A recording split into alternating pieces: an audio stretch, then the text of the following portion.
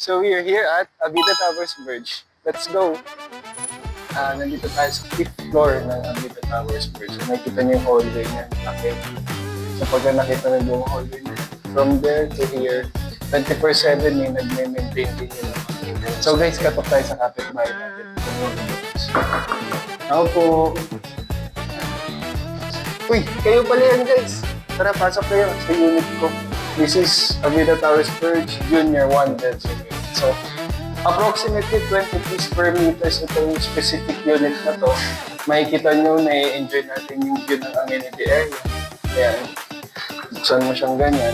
Kung nagtataka kayo bakit yung bintana hindi natin nabubuksan ng buo. Kasi it's for safety purposes. So ayan, makikita nyo, meron na rin power outlet para sa aircon. Meron tayong partition dito, kaya natin siya dinamihan dito mag-bedroom.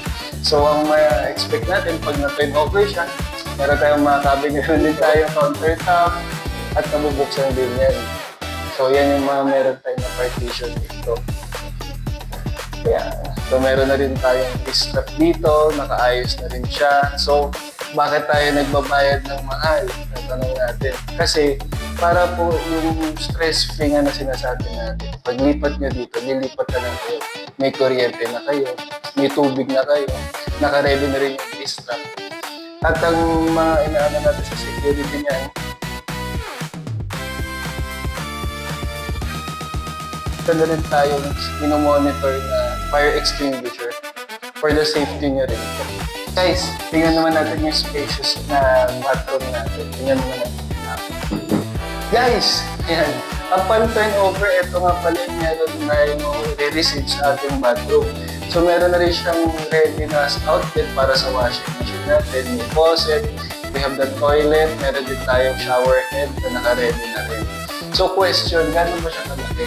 As again, for your reference, I'm 6'1", na-extend ko pa yung kamay ko.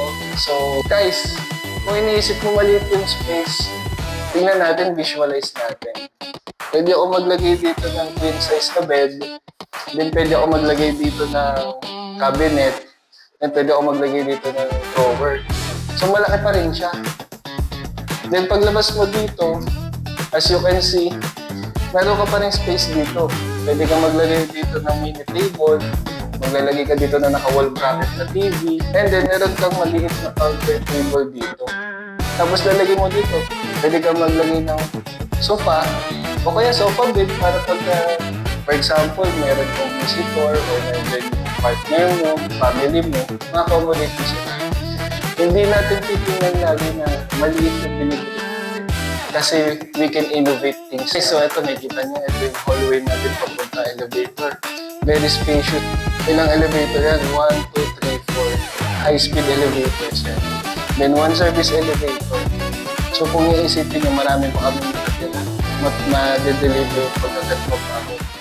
Actually, hindi. Again, Richard Ibo, yung Ayala Land Property Specialist.